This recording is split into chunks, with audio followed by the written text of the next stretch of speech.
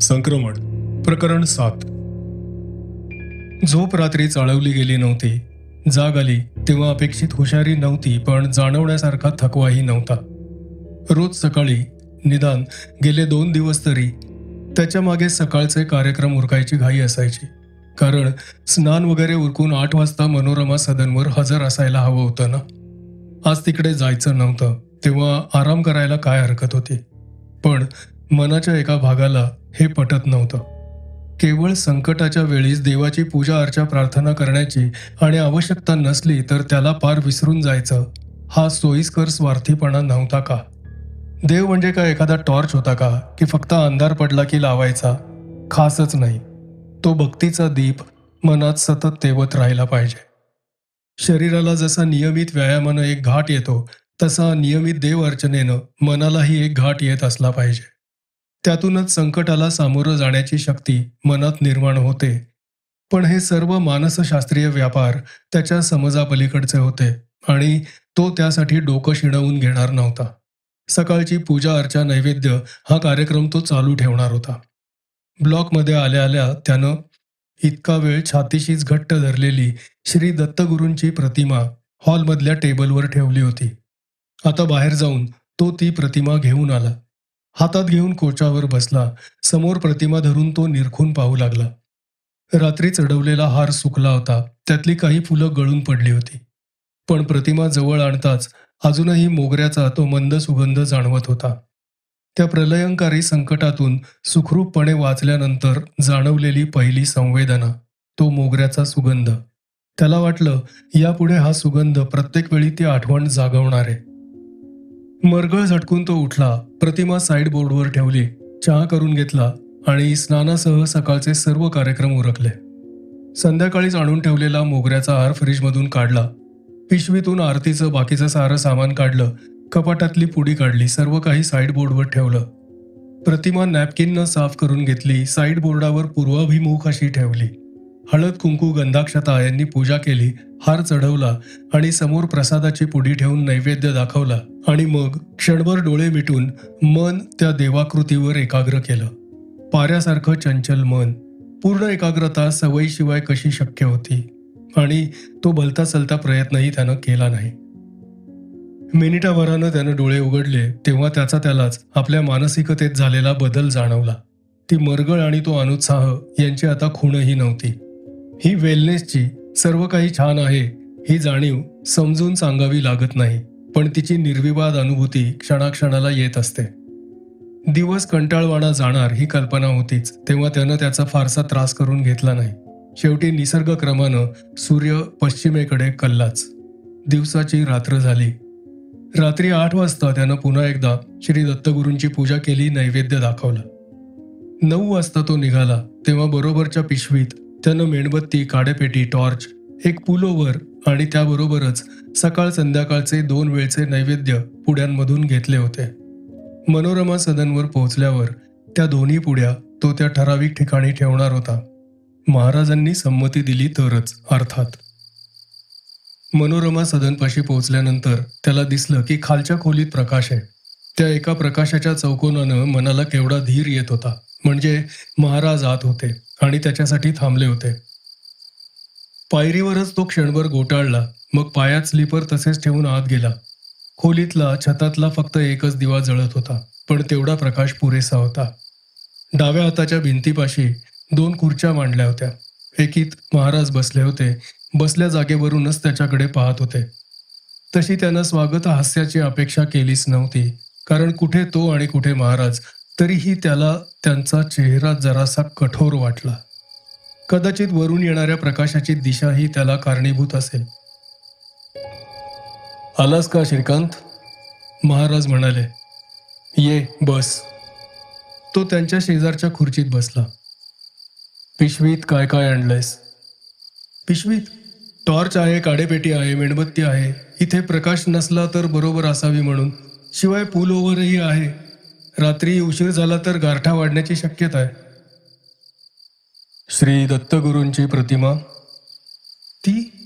श्रीकांत नवलानं म्हणाला. ती नाही आणली, पण आज सकाळी आणि आता येताना पूजा मात्र केली. दोन्ही वेळचा नैवेद्य बरोबर आणलाय. पिशवीतून पुड्या काढून त्यानं त्या महाराजांकडे दिल्या.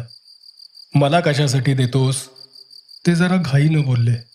त्याला त्यांच्या वागण्याचा संदर्भच लागत नव्हता. गेल्या 3-4 भेटीत ते त्याच्याशी असं तुटकपणे जेवढ्याच तेवढं असं कधीच बोलले नव्हते. ठीक आहे, तो जरा वरमून म्हणाला. रोजच्या जागी ठेवतो.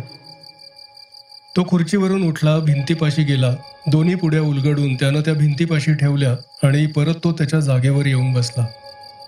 पालथ्या मुठीवर हनवटी ठेवून महाराज विचारमग्न नजरेनं समोर पाहत होते. तुला खरं तर ती प्रतिमा आणायला सांगायला हवं होतं.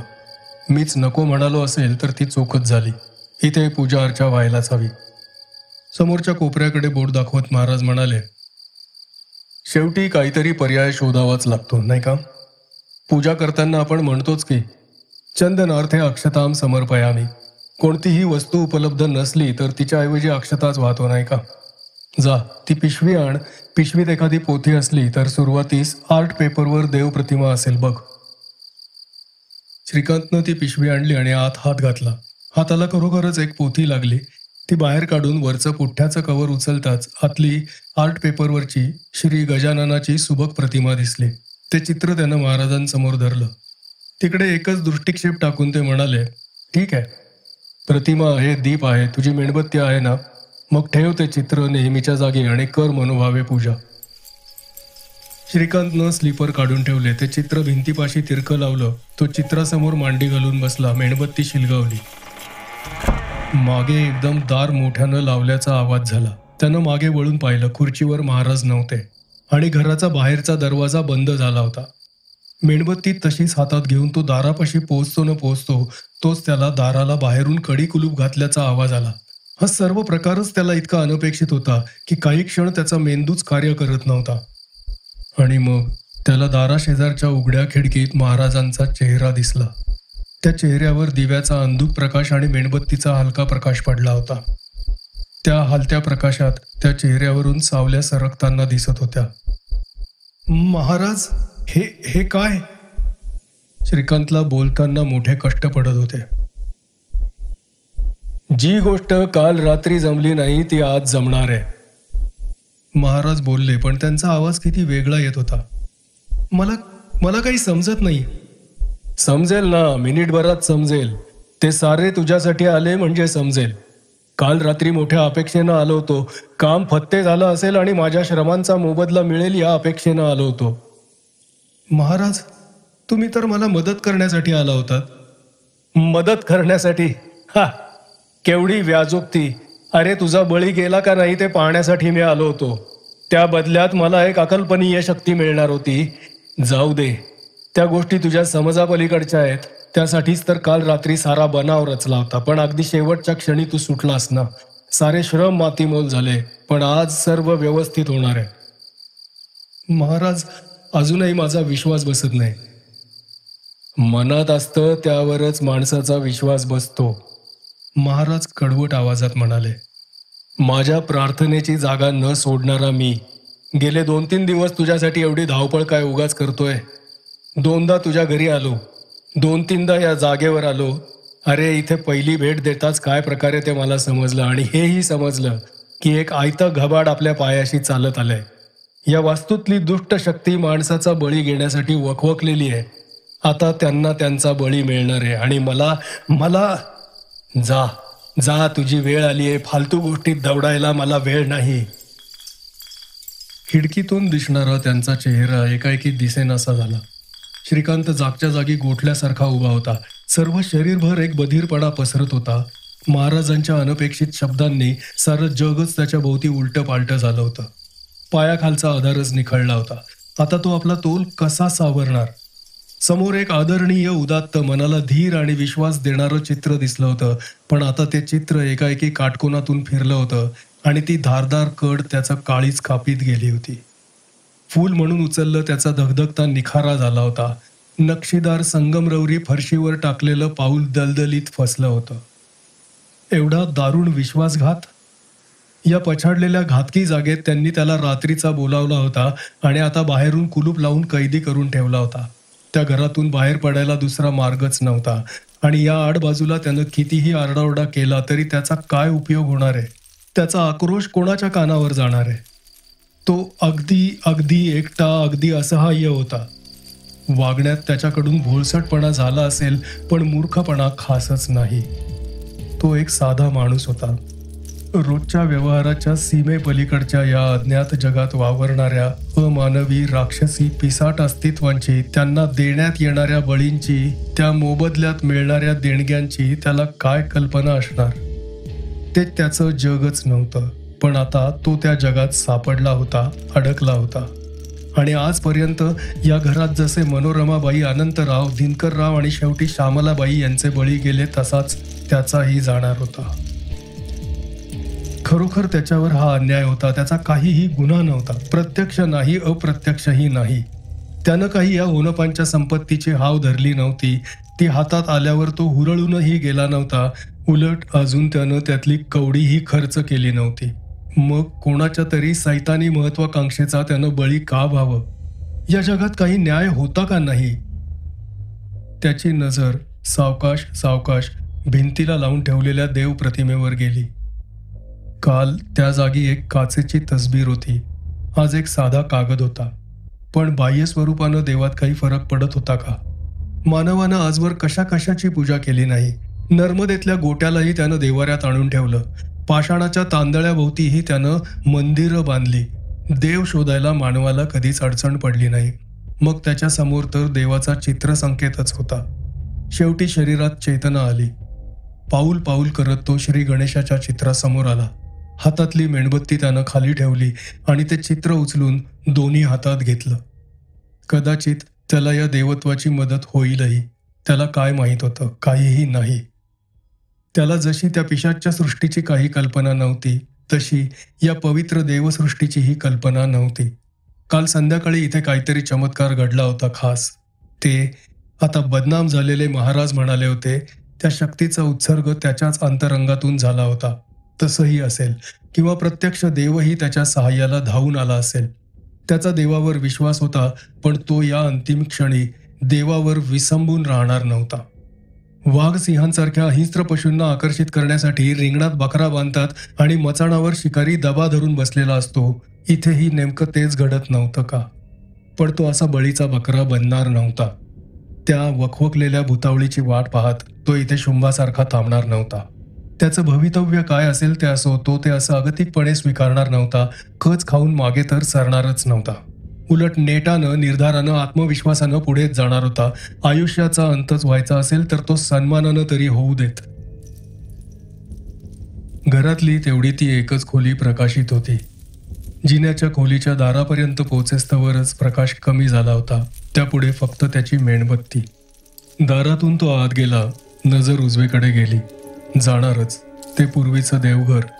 त्या देवघरातच रिकाम्या देवाऱ्यासमोर बसलेल्या श्यामलाबाई त्याला दिसल्या होत्या. देवघराच्या दारापाशी उभा राहून त्यानं मेणबत्ती पुढे धरली. खोली रिकामी होती. शेजारीच वरच्या मजल्याकडे जाणारा जिना होता. जिन्याची दोन्ही दारं सताड उघडी होती. प्रकाश 4 पायऱ्यांपर्यंत पोचत होता. त्याच्या पुढे अंधार.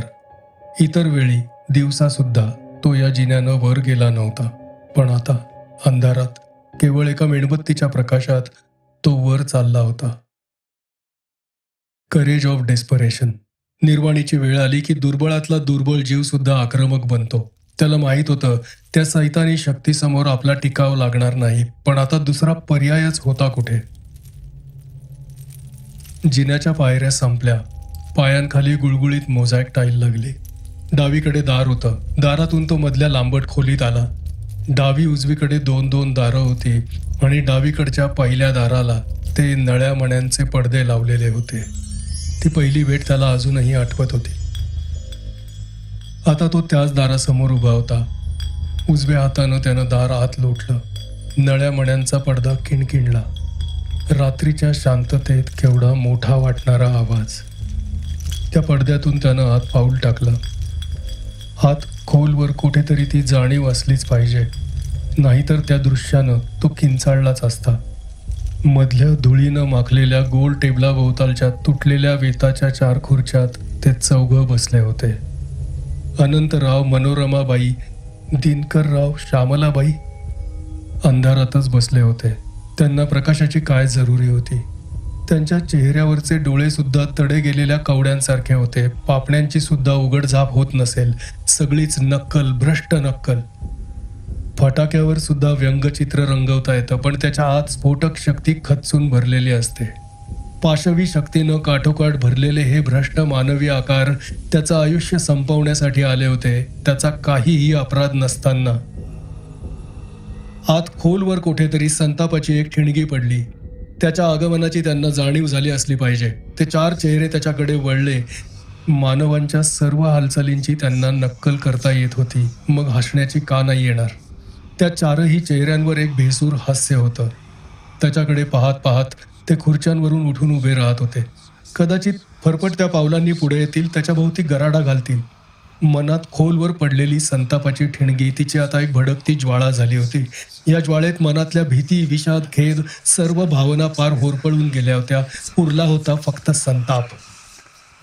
ते बदनाम झालेले महाराज म्हणाले होते, तुझ्या मदतीला देव धावून आला होता. असेलही तसं. आताही त्याच्या हातात देव प्रतिमा होतीच. देव मदतीला येणार असलाच तर ते त्याला थोडंच कळणार होतं. देव काय शंखनाद करत, घंटांचा खणखणाट करत, वेदमंत्रांच्या गर्जना करीत येणार होता. आत्तापुरती त्याला जवळची ती देवाची प्रतिमा पुरेशी होती. बाकी सर्व तो विसरून गेला. ते चौघं त्याच्या भोवती जमले होते. विस्फारलेले डोळे, वासलेले जबडे, पंजांसारख्या आकड्या झालेले हात. पण घटना किती मंद गतीनं घडत होत्या. का त्याच्या काळाच्या जाणीवेतच बदल झाला होता? का एक एक क्षण काचेच्या धाग्यासारखा ताणला जात होता? पोलादच काय अगदी कातळ सुद्धा तापवत नेला की शेवटी वितळतो, व्हायला लागतो. मग काय त्या भावनातिरेकानं त्याच्या जाणीवेतच असा काही मूलभूत बदल झाला होता का? कदाचित ही स्वतःची फसवणूकही असेल. अंतिम नाशाचा तो क्षण जास्तीत जास्त लांबणीवर टाकण्याची ही मानसिक धडपड असेल. पण मग ती व्यर्थ ठरली होती. मंद गतीनं का होईना शेवटी त्यांच्या गराड्यात तो सापडलाच. तीच ती गरम हवा, तीच ती दुर्गंधी, तेच ते अंगावरून जाणारे शहारे, तोच तो शरीराचा थरकाप.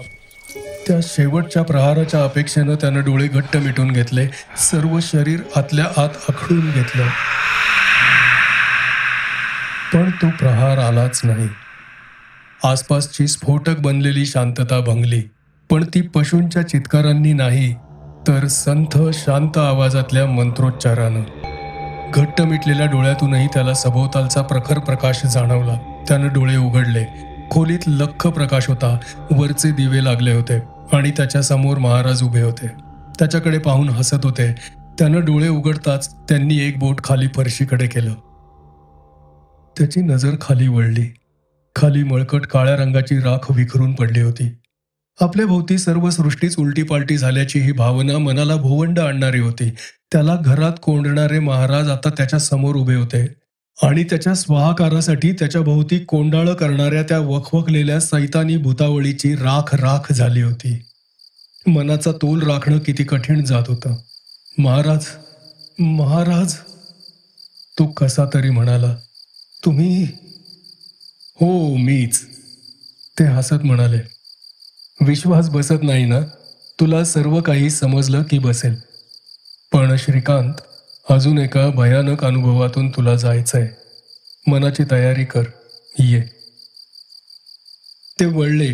भिंतीतल्या एका कपाटाकडे गेले. त्यांनी कपाटाचं दार उघडलं. आत फुटकळ सामानानं भरलेले 3 खाने होते. महाराजांनी मधली फळी धरली आणि जोर लावून ती बाहेर ओढली. 3ही खाण्यांचं कपाटच्या कपाट बाहेर येऊन एका बाजूला वळलं. म्हणजे गुप्त जागेकडे जाणारी ही एक चोरवाट होती तर. आणि ते दार उघडताच दुर्गंधीचा एक भपकारा आला होता. ये, मन घट्ट करून आत पहा, महाराज म्हणाले. श्रीकांत हलके हलके पुढे आला. त्या उघडलेल्या चौकोनातून त्यानं मेणबत्तीचा हात पुढे नेला आणि आत नजर टाकली. जे दिसलं त्याची त्यानं कधी कधी कल्पनाही केली नसती. आत ते चौघं होते. अनंतराव, मनोरमाबाई, दिनकरराव, श्यामलाबाई. त्यांची मृत शरीरं वेड्या वाकड्या अवस्थेत पडली होती. त्यांचे जीवन प्रवास अखेर इथे संपले होते. त्या एका दृष्टिक्षेपानंतर श्रीकांतला तिकडे पाहावेनाच. कितीतरी वर्षांपासून हे अवशेष इथे पडले होते. आता त्यांची अवस्था. मागे सरून डोळे मिटून भिंतीला पाठ लावून तो उभा राहिला. श्वास धापांनी येत होता. चक्कर येऊन कोसळतो की काय अशी भीती वाटत होती. चोर दरवाजा बंद केल्याचा, कपाट बंद केल्याचा आवाज आला. त्याच्या खांद्याला एक हलकासा स्पर्श झाला. श्रीकांत, महाराज म्हणाले, एका मागोमाग एक अशा महाविलक्षण प्रसंगातून तुला आज रात्री जावं लागलंय. पण त्या गोष्टी त्याच वेळी त्याच क्रमानं व्हायला हव्या होत्या. दुसरा मार्गच नव्हता. त्याचा खांदा जरासा हलवत ते म्हणाले, चल खाली जाऊया. त्यांनी त्याच्या हातातली मेणबत्ती घेतली, खोलीतला दिवा मालवला आणि त्याला आधार देत देत खाली आणलं. खालच्या खोलीतला दिवा लावलेला होता. महाराजांनी श्रीकांतला एका खुर्चीवर बसवलं आणि एका कपाटातून थर्मास आणि प्लास्टिकचे कप काढले. थर्मास उघडून त्यांनी कपात गरम कॉफी ओतली. एक कप श्रीकांतच्या हातात आणून दिला. त्या क्षणीही त्याला जाणवत होतं, खरं तर हे सर्व आपण करायला हवं, पण त्याला सुचतच नव्हतं आणि हालचाल करता येईल का नाही याचीही शंका होती. गरमागरम कॉफीच्या एकेका घोटाबरोबर शरीराचा तोल सावकाश सावकाश सावरायला लागला. इतपत सावरला की दोघांची कॉफी संपल्यावर दोघांचे कप चुरमडून पिशवीत टाकायलाही तो उठला. श्रीकांत, महाराज म्हणाले, मी आता तुला तुझ्या घरी सोडणार आहे. झाल्या प्रकाराबद्दल आत्ताच्या क्षणी कोणतीही चर्चा करायची नाही. चर्चा करायला मागाहून हवा तेवढा वेळ आहे. मनाशी एक खात्री बाळग, मनोरमा सदनमधला प्रश्न पूर्णपणे सुटलेला आहे. आता पुढचं ऐक. वरच्या प्रकाराची माहिती आपल्याला पोलिसांना द्यावी लागणार आहे. ते काम मी उद्या सकाळी करणार आहे आणि त्यांना इथे साधारण 9:30च्या सुमारास बोलवणार आहे. तेव्हा 9च्या सुमारास तू उद्या सकाळी इथे हजर हो. तुझा तर या प्रकरणाशी काडी इतकाही संबंध नाही आणि तुला कोणताही त्रास होणार नाही याची हमी मी देतो. ठीक आहे? आता घरी जाण्याच्या अवस्थेत आलास का? हो. चल तर. खोलीतला दिवा मालवून दोघं बाहेर पडले. बाहेरच्या दाराला आणि फाटकाला महाराजांनी कुलूप घातलं. किल्ल्या श्रीकांतच्या हातात दिल्या. गाडी स्वतः महाराजच चालवत होते. श्रीकांतच्या इमारतीपाशी गाडी थांबल्यावर ते म्हणाले, मला माहीत आहे तुझ्या डोक्यात सतत विचार येतच राहणार. ते काही तू थांबवू शकणार नाहीस आणि थांबवण्याचा प्रयत्नही करू नकोस. यापुढे काळजीचं काही कारण नाही, एवढी मनाची खात्री ठेव. मग टेन्शन हळूहळू कमी होईल. ठीक आहे? उद्या सकाळी 9ला मनोरमा सदनवर भेटूयात. त्यांच्या गाडीचा लाल दिवा अंधारात दिसेनासा होईपर्यंत श्रीकांत तिथेच उभा होता. मग तो सावकाश वर आला. आत आल्या आल्या त्याची नजर घड्याळाकडे गेली. 11:30. 9 ते 11:30. 2.5 तासच फक्त, पण अवधीला काय महत्त्व असतं. एक क्षण सुद्धा आयुष्य उलटं पालटं करू शकतो. महाराज म्हणाले होते, मनावर बंधनं घालण्याचा प्रयत्न करू नकोस. पण मनासमोर येणाऱ्या आठवणीच इतक्या भयानक होत्या की दरवेळी शरीर शहारत होतं. जेव्हा स्वतःचे सर्व उपाय थकतात तेव्हा शेवटी माणूस देवाकडेच वळतो. हातपाय धुवून मग तो त्या श्रीदत्त प्रतिमेसमोर उभा राहिला. संध्याकाळी चढवलेल्या मोगऱ्याच्या हाराचा सुगंध अजूनही आसपास दरवळत होता. तिकडे मनोरमा सदनमध्ये त्याच्या हातात गणेशाची प्रतिमा होती. आता समोर श्री दत्तगुरूंची होती, पण त्यानं काही फरक पडणार नव्हता. शेवटी ही हाक मानवी जाणीवांच्या पलीकडे असणाऱ्या एका पवित्र, अविनाशी, दयार्द्र आणि करुणाशील अशा अमूर्त तत्वाला होती. ते तत्व सर्व विश्वात एकच होतं. काही सेकंदातच त्याचं मन नामस्मरणात आणि चिंतनात तल्लीन होऊन गेलं. त्यानं डोळे उघडले तशी घड्याळाची 5-7 मिनिटच गेली होती, पण त्याला वाटत होतं आपण कितीतरी वेळपर्यंत नामस्मरणात दंग झालो होतो. अर्थात तो त्याचा स्वनिष्ठ काळ होता, बाह्य जगतातल्या काळापेक्षा वेगळ्या गतीनं क्रमणा करणारा. मग त्याला जाणवलं मनावरचा ताण बराच हलका झालाय. स्मृती पुसल्या गेल्या नव्हत्या, पण त्यांच्याकडे पाहण्याचा त्याचा दृष्टिकोन बदलला होता. रात्री झोप लागण्याची आशा वाटायला लागली होती.